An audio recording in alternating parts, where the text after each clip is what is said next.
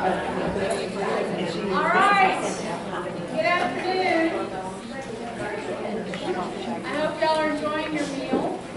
For some of you, because we knew it was going to be a larger group, some of you have your backs to me, and so I'd love to see your faces. But if you want to turn and so you can see the presentation, you can turn your chairs around if you want to, whatever makes you feel more comfortable. Or if you'd rather just join this table up here, we have a plague, it seems like. Nobody wants to be at our table. But anyway, welcome today. Thanks for coming out. What a great turnout. This is our Faculty Research Symposium series. We've had 2 others this semester, and this is the 3rd of the semester and will be the finish for this year.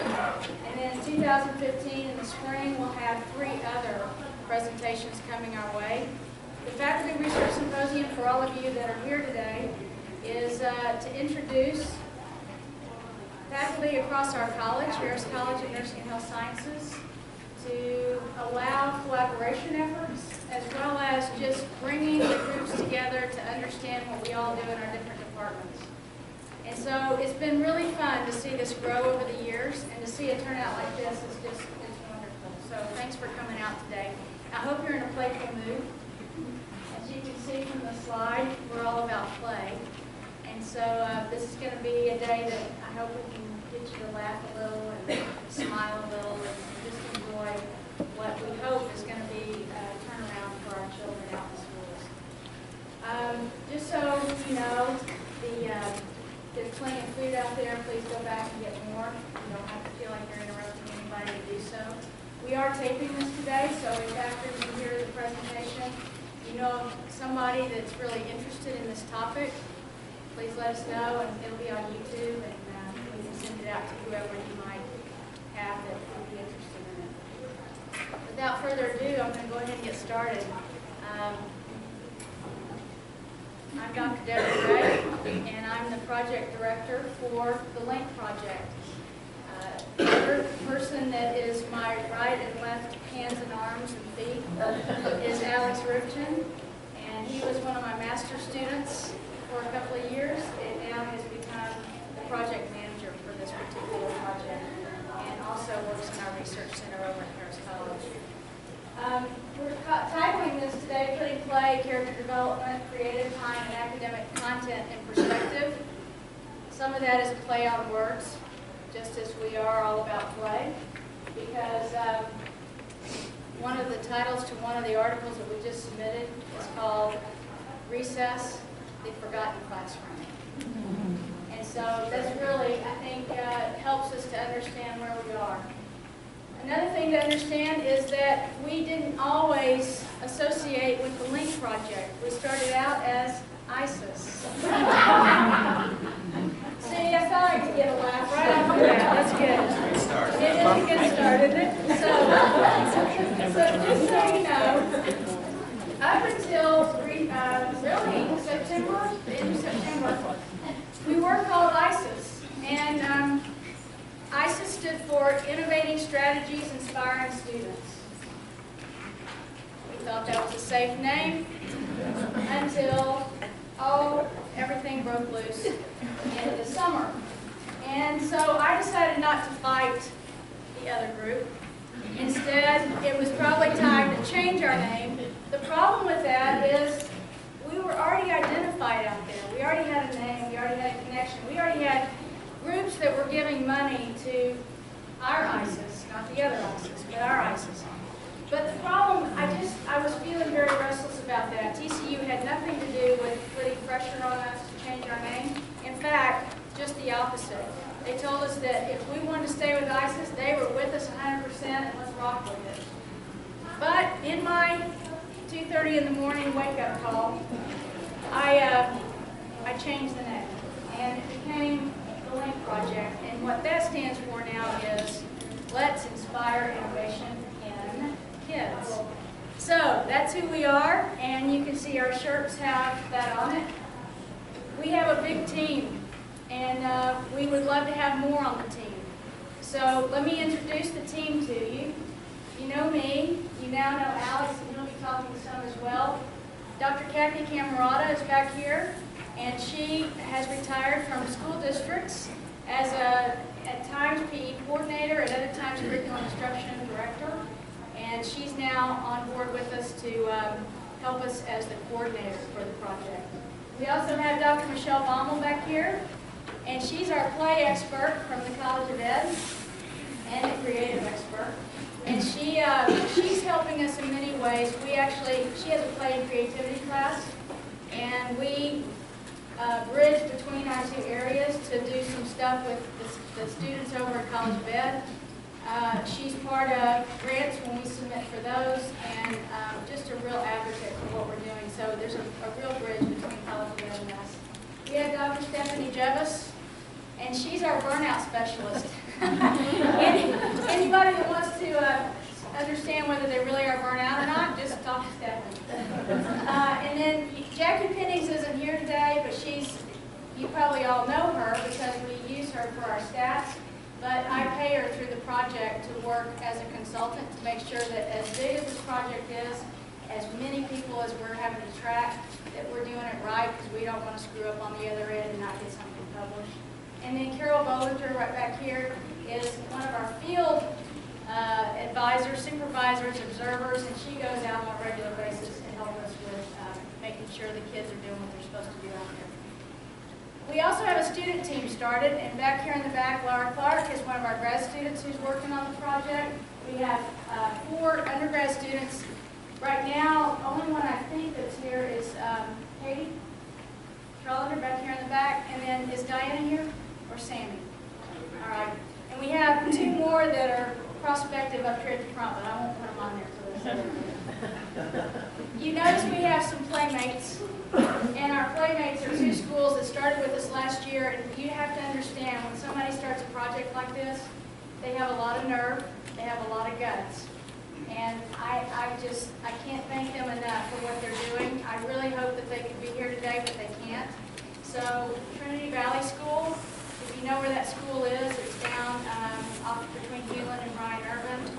Pretty large school, and they are in it for the long haul. They've seen what this project can do. And then Star Point School, right across the street here, it has changed them tremendously as well, as you can see from the project. So why Liink? Why are we doing a project, and what is it about? Well, can you read the slide? It says, no biggie, but if you miss problem 9, we'll pull your accreditation and you'll bring shame on your community. Then the next one, no pressure, but if you miss problem 9, you're out of a teaching job. And finally, David, it's problem 9. You know problem 9. Relax, relax. That's why Liink. And it's just one reason we have it, and now I'll let Alex tell you another reason. So before we put anything up here, when you think of creativity, innovation, problem solving, those are big buzzwords that you hear across a lot of different professional disciplines. But where does the ability to be creative come from? Where does the ability to innovate come from? And where does the ability to problem solve come from? Is it innate? Is it built into us? Or do we learn that and develop that? Up here you're presented with 2 different contrasting learning environments. The first on the left is one that learning takes place in more of a linear fashion, standardized. You have controlled environments with constraints that are applied. And you really ask yourself in this environment, what's the goal of the child here? What is their goal of learning? We would hope it's intrinsically motivated, that they're excited to learn, they want to learn for their interests. But in reality, a lot of professors are in here. How many times have you been asked, will that be on the test? Plenty. So we see that kids are sometimes actually prioritizing their learning, not to cater to their interests, but to cater to the assessments that they're going to be taking, and sometimes writing off things that may be truly important to them. On the other side, we have an environment that's almost limitless. There's no standardization. The kids are free to explore. The opportunities for creation are paramount there. And imagination runs free. Looking at that, typically a tree is not a tree when you put it in front of a child. It's a playground in itself. We need to look at imagination as a resource that's free, unlimited, while intangible. We have the opportunity to prevent the environments that can help grow imagination in these kids. The poet once said that adult life begins in a child's imagination. So looking at this, what opportunities do we have for the future and adults, the future adults coming from these children? Again, leading to one side. We have those that think inside the box. So aligning with that environment, we have individuals, again, can perform linearly. They're given a system or instructions. They can do that perfectly. But they're often afraid to take risks. On the other side, and is anyone familiar with that picture that's up there? It's a very, very recent picture. I think Philae is the name of the rover, but that's a rover we just landed on a comet 310 million miles away. It's amazing. The human potential is endless. And while I'm not saying that if we let kids run around on trees, they're going to start sending probes into space, every single one of them, it's our job as educators to provide them the opportunity to at least develop the skills that will allow them to contribute, whether it be math, science, engineering, physics, or whether it be arts, dance, art, music. It's not our decision what they pursue, but it is our job to provide those opportunities for them. So moving on. So, why did we become motivated to move in the direction that we are moving? It's because of a smaller country, Finland. And this started back in 2011 with my inability, my restlessness to approve of what we're doing in schools. And so I read a small article in the Smithsonian about Finland going from an F to an A+ in education, and I had to learn more about it. As a result, I did some comparisons between the two countries, and what we find, and these are the most recent results, I had other results prior to, but you'll see up here that we're ranked 21, 24, and 31 on reading, science, and math. They're ranked 5th, 6th, and 12th. They were ranked 1, 2, and 6 prior to this last time. But here's the message that we will be giving through this whole presentation.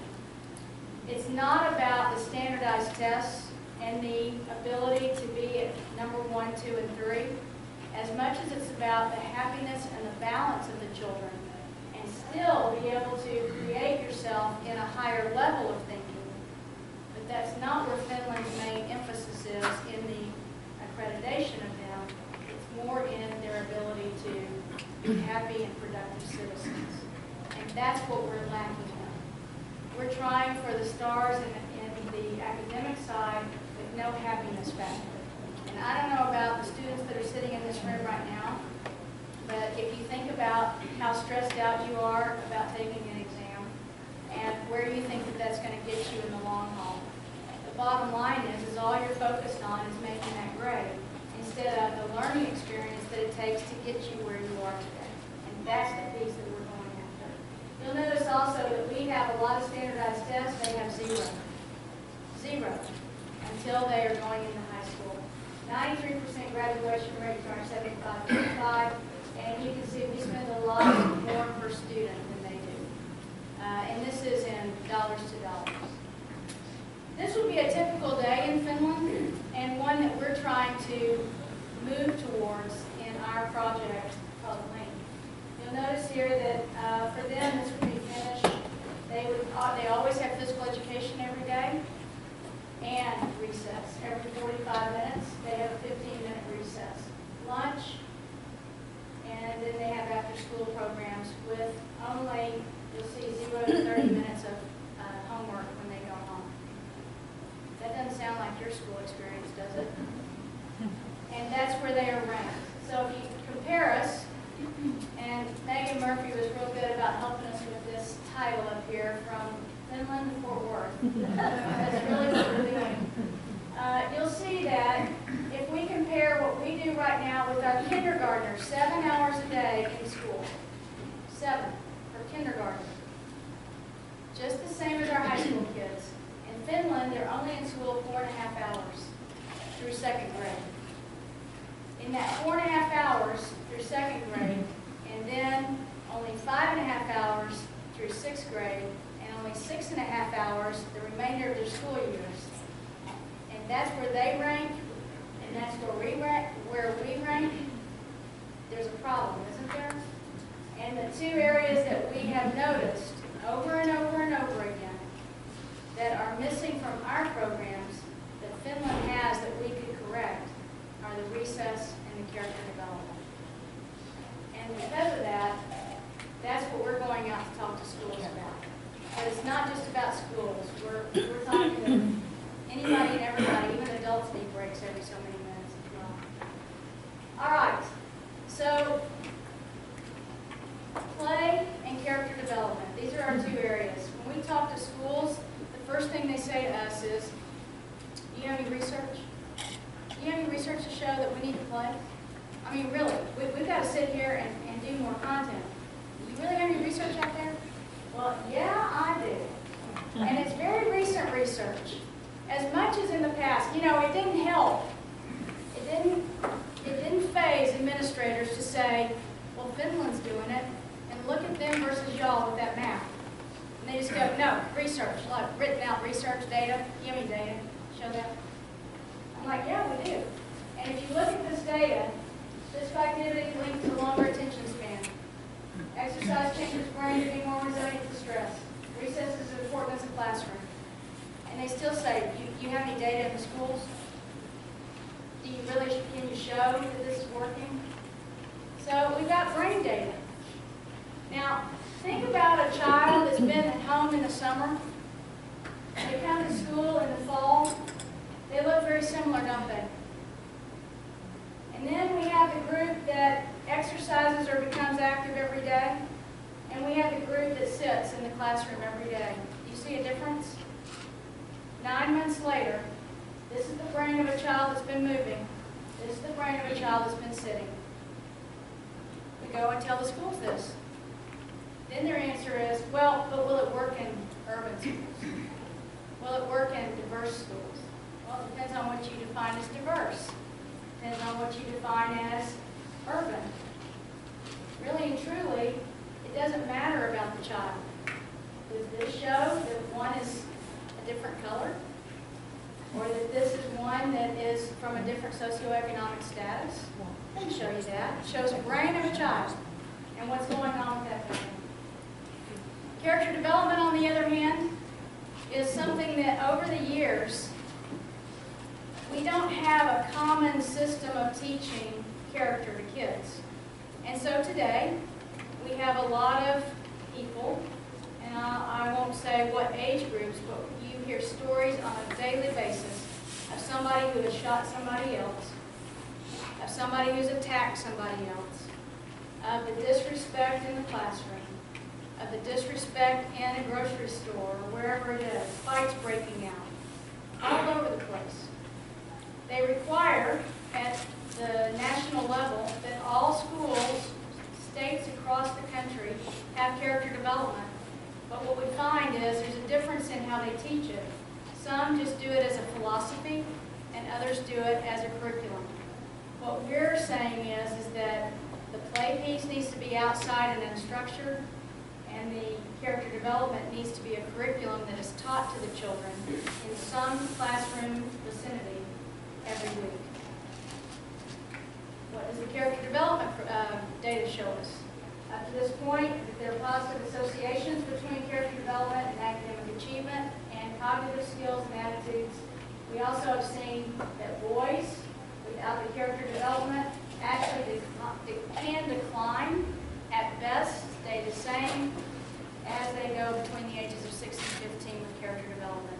Meaning we're seeing more of a decline with them than we are the females, but all in all, we're seeing decline in just about everybody as we see it across the country.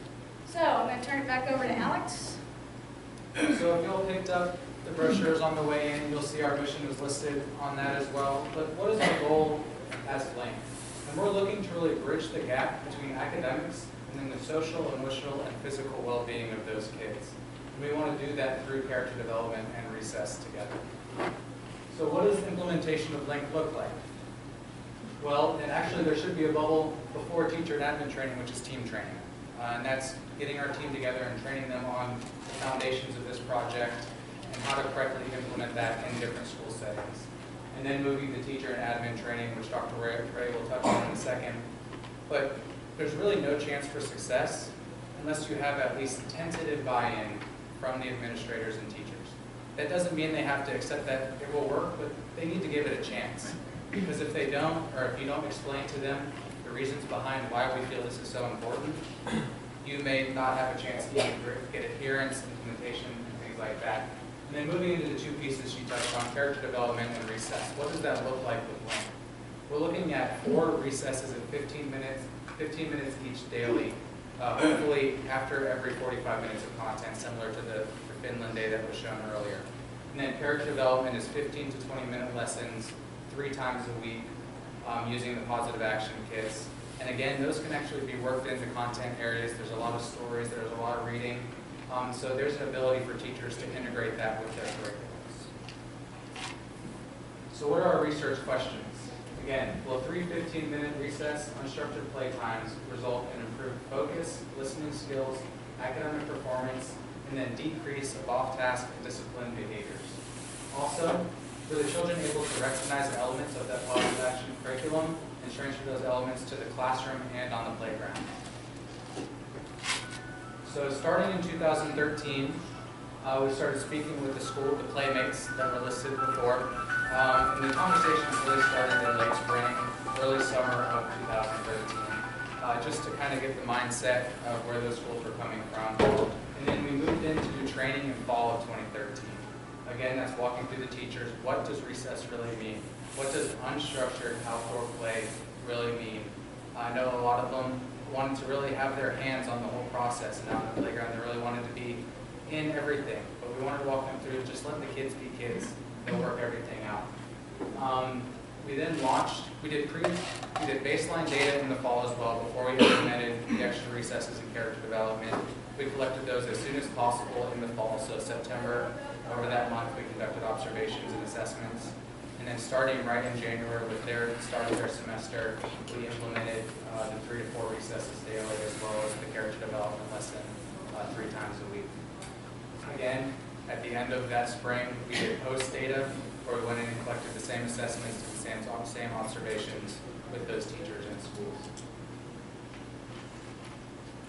This is the list of our participants broken down. Again, Star Point and Trinity Valley. We're looking at K and 1 with the 2013-14 year, and those are the breakdown numbers of males and females, and then K and 1.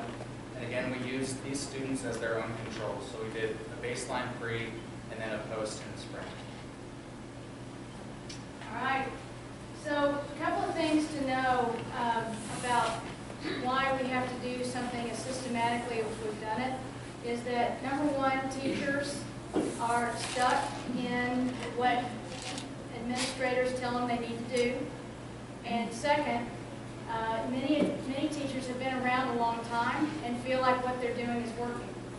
And so helping them make some changes to the way that they think is very, very critical to what we do. So we actually set up training sessions, professional development, in-service trainings, whatever you want to call them. And we actually did half-day trainings or full-day trainings, depending on what it was, so that you could get them all in the same room and they could talk through some of these issues that they had and help them to understand what was different. Now, one of the things that I did with them that I was expecting of them to do with their children is I gave breaks every 45 to 50 minutes in our in-service training. And I didn't let them go to their offices. They went outside. They all had to go outside. And I'd say to them, come on, follow me. Now, the very first day we did a training was really cool. You know how in Texas, when you have the real hot, muggy day, and then the cold front blows in? That's exactly what happened the first day of training. The cold front came in about 10:30 in the morning. We had started at 9. And so we went out the first one, that muggy time, around 9 o'clock, and it was like, oof. Then I heard the winds blowing. The next time we went out, it was cool. It was a cold snap. It was like, this feels good. I said, remember that thought. Capture it. Just exactly what you just thought, because that's what your kids do. Every time they go out, they go, they just breathe it in. And then they run around like little mad banshees. And then they come back in, and they're all ready to go again. But it's getting that capturing, right? And that's what we did with the teachers. And it really was impactful. So the training was huge. And getting that training in, even with the training, you're still going to have a teacher. I'll just go ahead and say it. I wasn't going to talk about this, but we had a moment teachers, after they started the intervention, and the principal was out of town at the time, and one of the teachers wrote and said, I just don't know if we can do this anymore. I just don't know if this is going to work. And I went, oh, Alex. Now what do we do, right? I said, okay, we're going to give them some time. I wrote to the principal. I said, do you want me to address them? Do you want to address them? How do you want to do this? And within a day or so, I wrote back and I said, you know what? We're going to have these challenges. There are going to be days that you just go, I just don't know. I just don't know if this is going to work. Because it's not your routine. It's taking you out of what you do. But let's just sit down and talk about it. Well, by the time we sat down, everybody was fine again. The kids were good. Everything was good. So what we've learned is that everybody's going to have moments. The training helps, but we've got to stay focused with them and help them through it as we go. Here was our schedule of recesses when we had 3 recesses. And for TVS, 3 is all they could handle in that first year because they were on a very tight schedule with a lot of different curriculum, more curriculum than a public school would have. Like they teach Chinese, Mandarin, and Spanish, and all their language arts, along with technology piece, a library piece, art, music, physical education is daily out there, which is really nice. But there's just a lot of stuff going on. So we said, you know what, we're good with that. If we get 3 recesses, fabulous. So this is where they occurred. The year before we started this, though, this was the kindergartners' recess only. I'm glad y'all got that. Kindergarten, 2 o'clock in the afternoon recess. That was all they had. And that is not unusual for all schools, if they even have that one. Many schools, especially public schools, have 0 recess. And they're banking on only 2 to 3 physical education classes a week, if that. Sometimes it's only 1 to 2, 45 minutes a week. The rest of the time is sitting at a desk, or they think that as long as they get up and move to a different classroom, that's enough break. We want this to occur. And this is what we're looking at for the public schools and for coming up even with TVS and Starkville. Here's positive action. This is the curriculum we chose to use for the character development curriculum. There's a castle, and you'll see the picture in a minute of the castle for the kindergartners. And just so you know, everything is based on empathy, honesty, trust, respect, school connectedness, and bullying. So when they teach to these different areas, they teach it with grade 1 is the puppets. Nix it and fix it. And the kids just love it, the teachers love it, everybody loves it. You also have a manual here that has all the lesson plans in it. They're all broken down into 15, 20-minute segments. We do 3 of those a week. By the end of the semester, by the end of the year, they've covered the material. Each year, it goes K through 12, developmentally appropriate. This curriculum, in 6 months' time, can change an urban, very diverse culture in schools. Literally, across the board. You take the curriculum away, and it can change the culture right back to where it was in 6 months or less. So this curriculum is not only a very impactful curriculum, but it's also approved by the Department of Education as one of the best curriculum out there. And so we do spend a lot of money on the curriculum to get it in the schools. But the teachers love it, the parents love it, the kids love it, everybody loves it. And I'll show you the castle in just a second. So I'll let Alex talk about the measures. So how did we feel about collecting data on everything we mentioned in our research questions? First, we wanted to look at absenteeism, so attendance of the students, and that was provided by the schools, the administrators there. And again, we broke it down by fall and spring. We also wanted to get height and weight changes, BMI. We used the CDC adolescent and child BMI calculations for those. And then we'll jump down to math, science, and reading. For the younger kids, we're provided with whatever assessments that are given to those children. This really, I think, can apply further down the road when we get to 3rd grade and those mandated exams start, and we'll really be able to start exploring the results on those. With the listening assessment, we had an impartial trained diagnostician come in and work with the schools in collecting the ability to listen and comprehend. Here's an example of 2 stories. This is level 1, so 1st grade, that were given to the students, and they listened to the 2 or 3 sentence story, and then they were asked to answer questions on that story. The answers were counted, it was either 0 or 1, so binary, they got it right or they didn't. And the question, or the answers had to just relate back to the story. So you can look at the verbiage that is in the story. Where did you picture the farmer? Anything relating to a barn would be acceptable there on down the list. And that's how the scoring for that was done. Classroom observations. A lot of you know my background was psychology and then kinesiology, sports psych. So before I joined on this project, I hadn't been in a kindergarten classroom since I was in kindergarten. So it was very interesting my first day that I got to go observe. And the transition through the observation tool was a long path as well, where we did multiple trials, but we ended up on a modified stroke. And what this does is we're able to capture every student in the room, their behavior using a tally system, and we're able to capture every student in the room 10 times.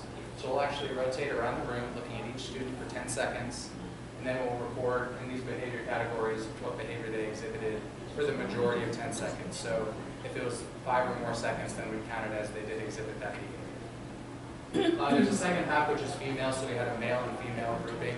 That's just so we can explore results by gender as well. So what are the behavior categories? The first is appropriate, and that's, again, if the student is doing what they're asked.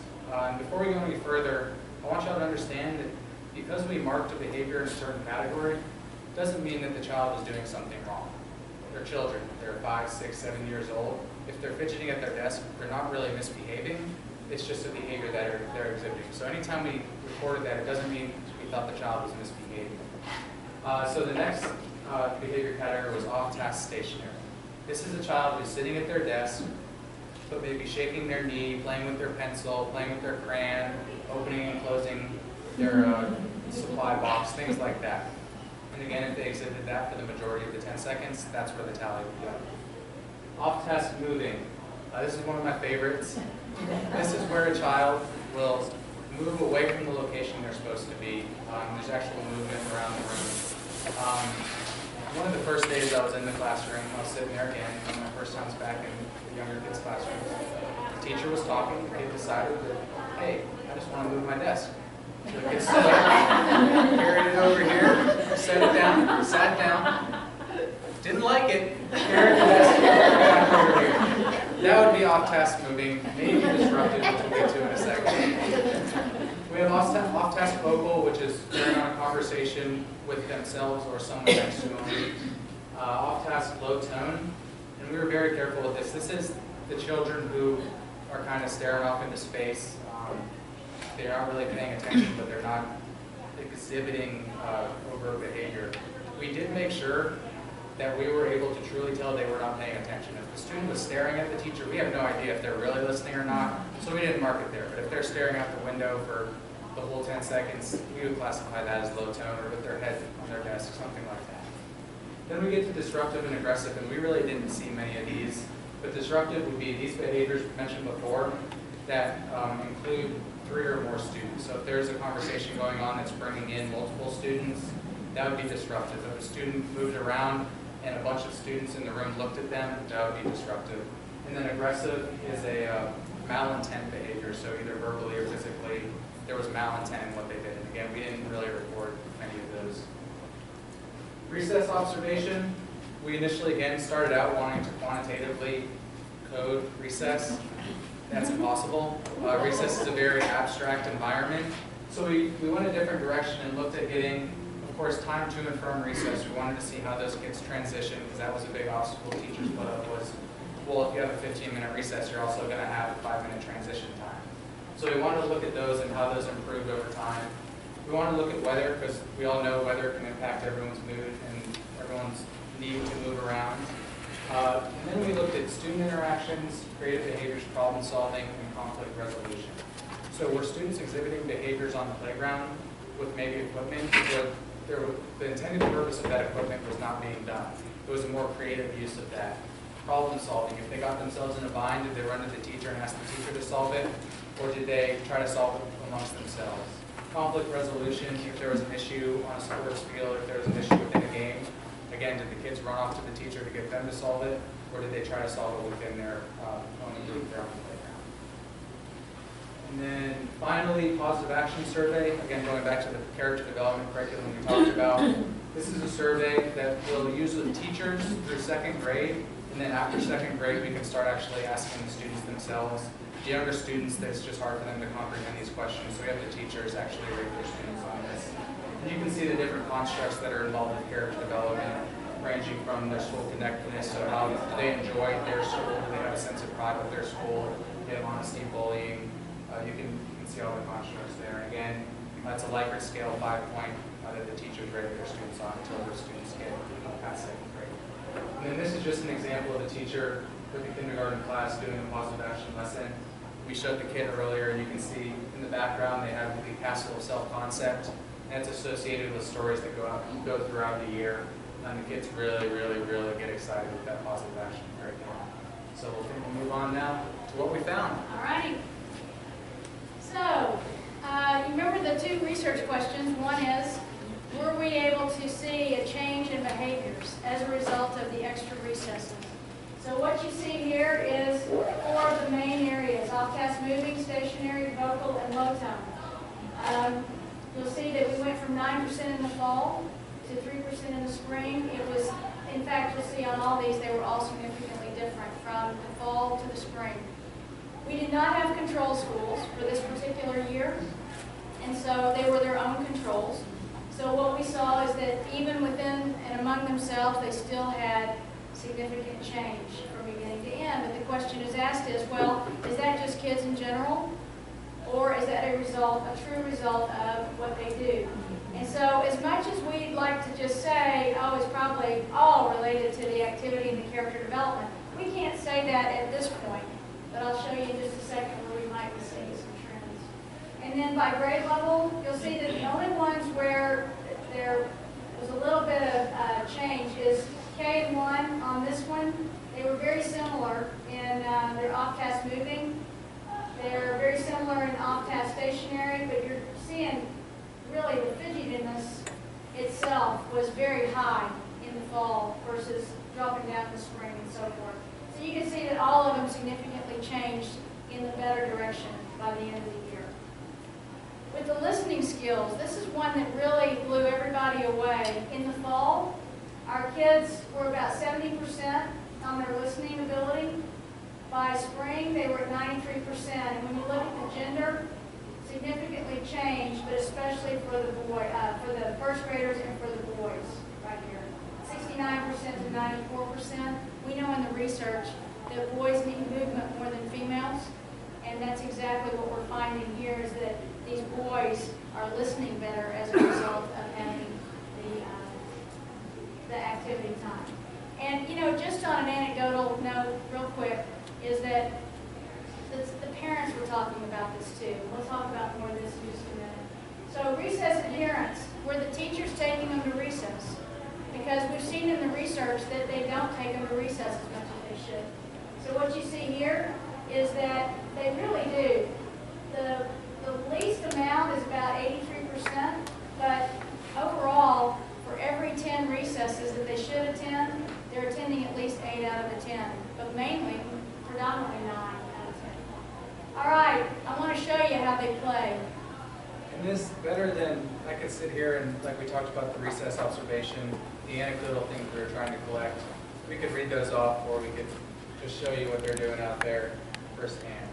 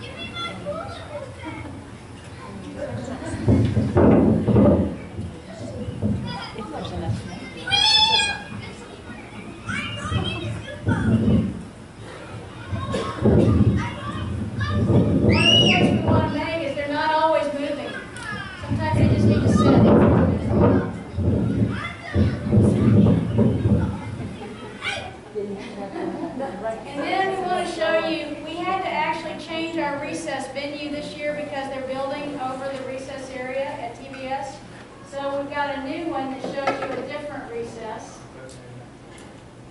This is at their lizard. They call it the lizard, which is an internal area between classrooms. So let's go ahead and start that one.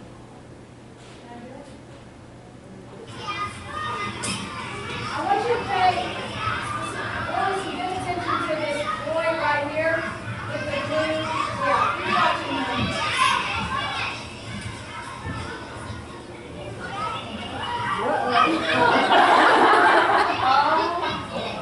You think he's going to hit somebody, don't you? Keep watching.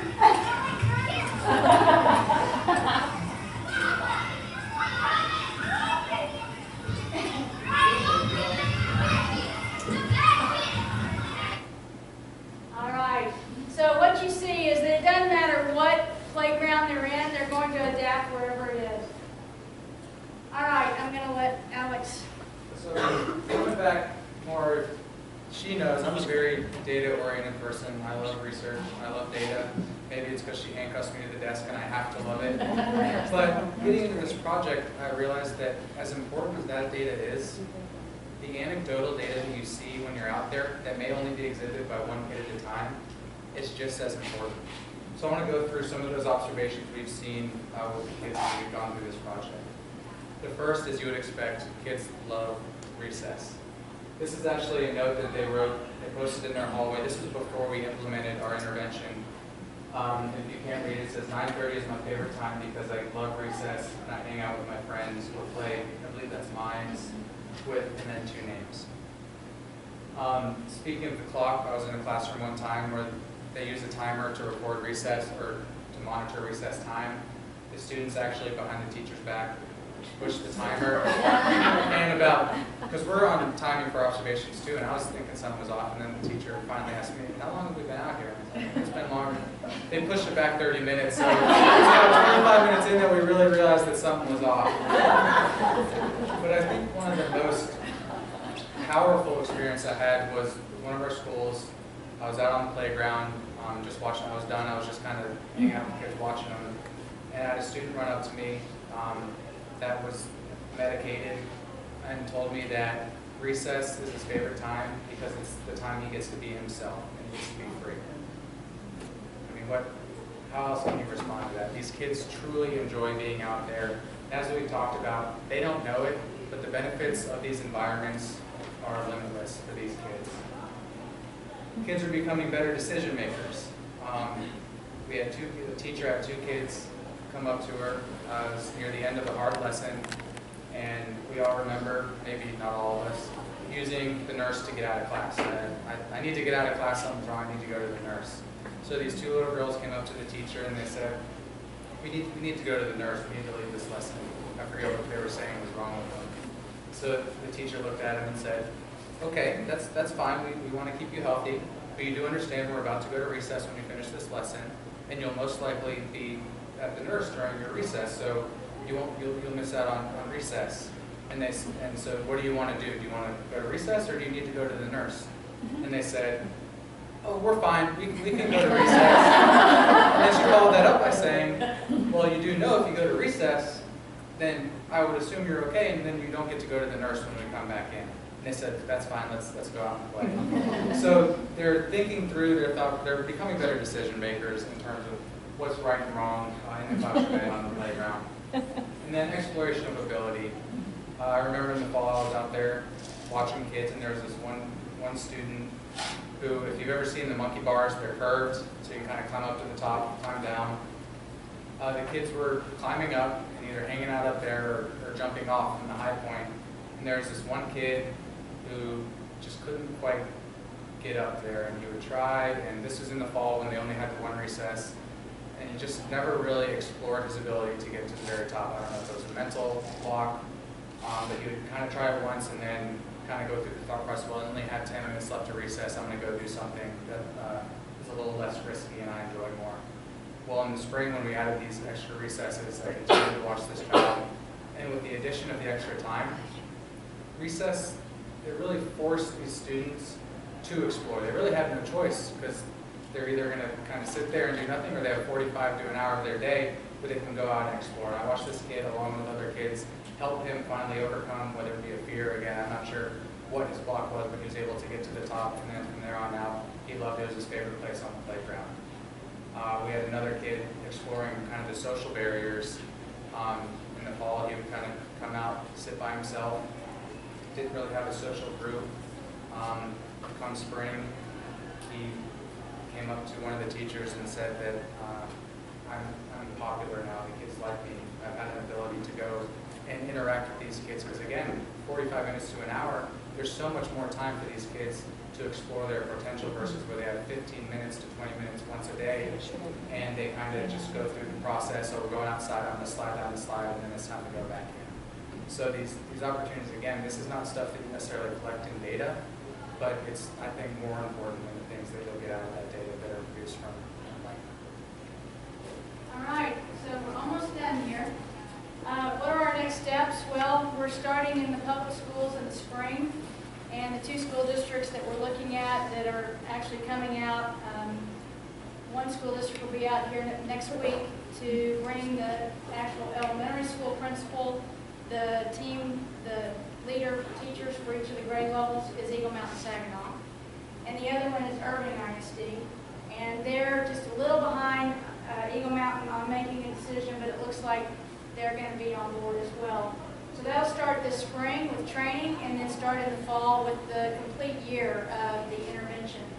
Any school we go into will have a control school. And so this year, right now, TBS and StarPoint have matching control schools out there, but we don't tell anybody who it is. You may hear who it is, it won't come from us. But the reason being is that because the results may skew, because of the recesses, it may really make Trinity Valley and StarPoint look better than the other schools. That's not fair to the other schools, right? Because they're doing this for us. And so what we've told them is that we won't mention their names, which is fine. And then as a result of whatever we find this year, if it's really positive results for the other 2 schools, then we would let them come on and play in the future as well. And you'll see that we really are going for the 4 recesses with the 15 minutes, but we are also making sure that we include the College of Ed in anything that we're doing from here. And also, we'll be submitting a grant to the Institute of Educational Sciences for somewhere in the tune of, I think it's in that $2 million range for 5 years. So that will be as a result of the pilot. We do know what's going on right now this fall with the control schools and the ones we have on.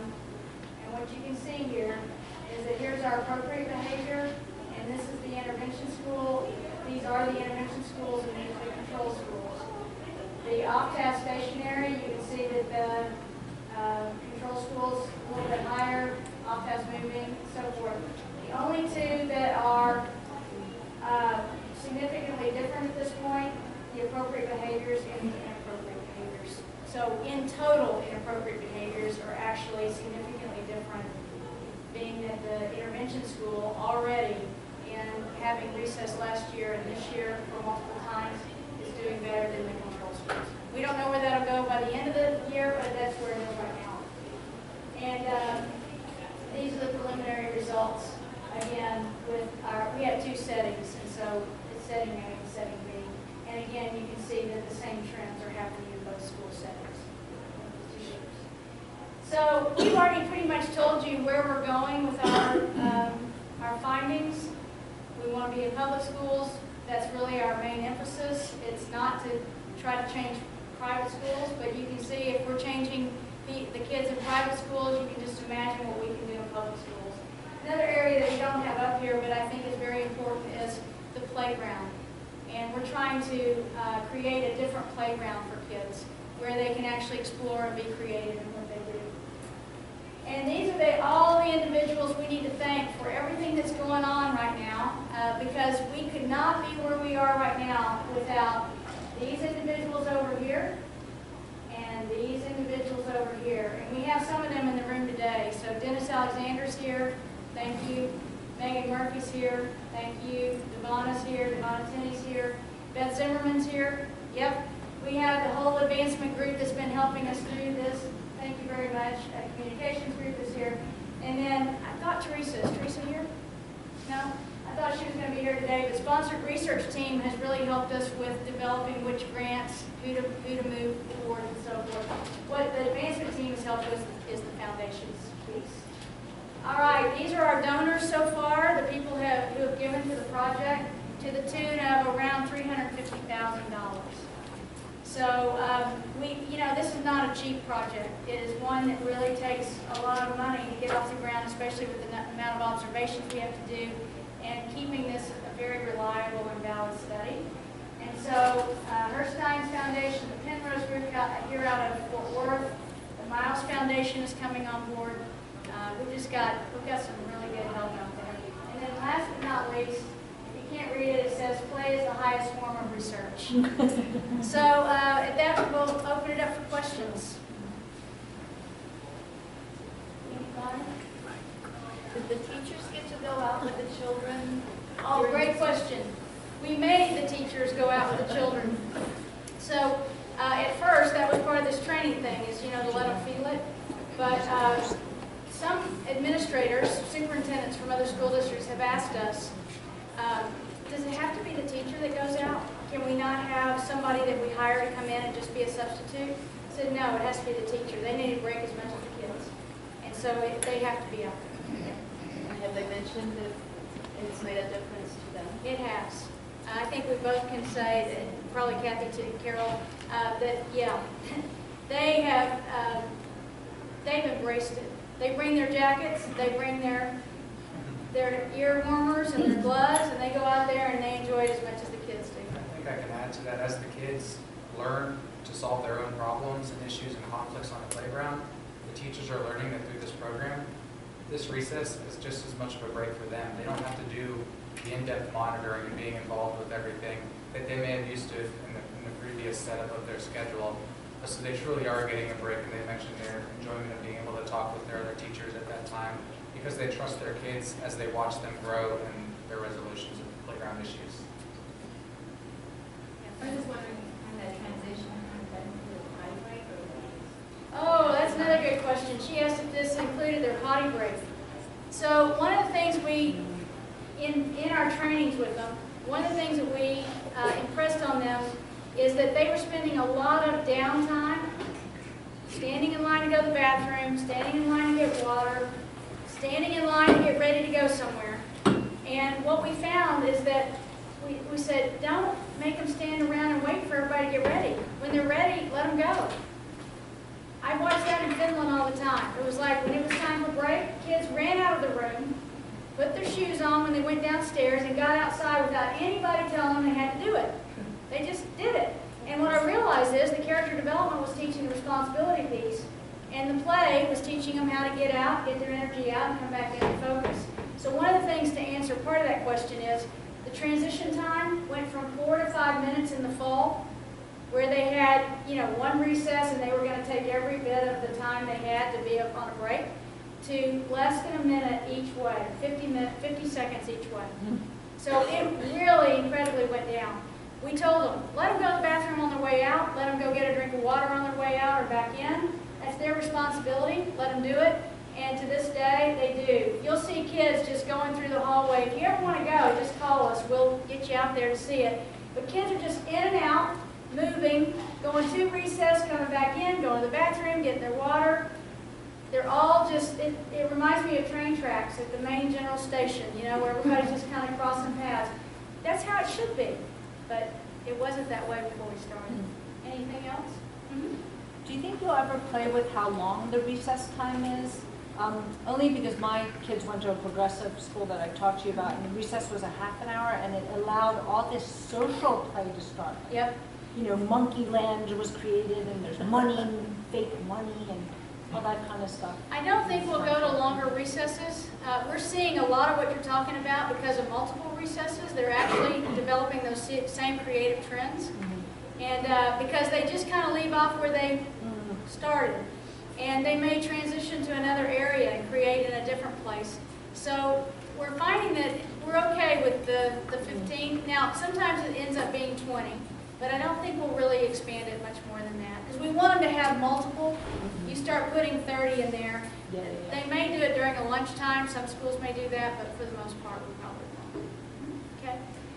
closely matched are your research schools versus your control schools? Very closely matched. Okay.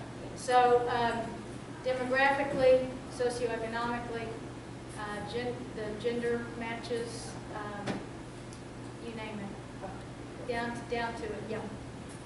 Debbie, how have the parents been involved, or has the buy-in of parents helped with the school buy-in, or what's been the biggest challenge for getting people to actually support it?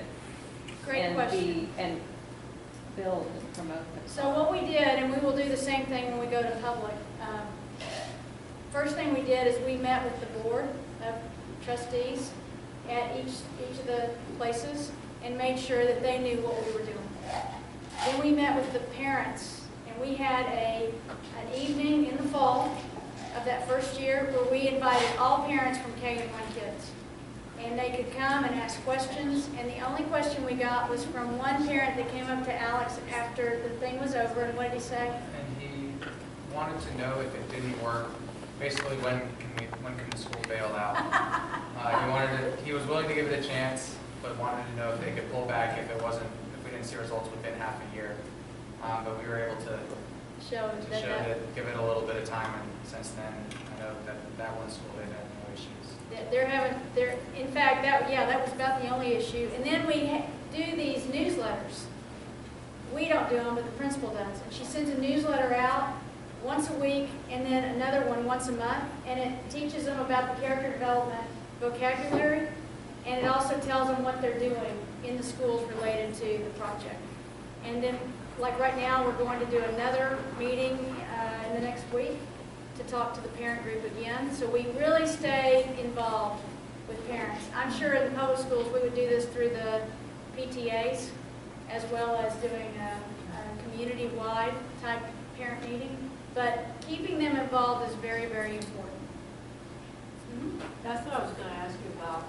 Did you establish a certain time for the character development to be taught, or was that embedded during recess? Good question. Other subjects?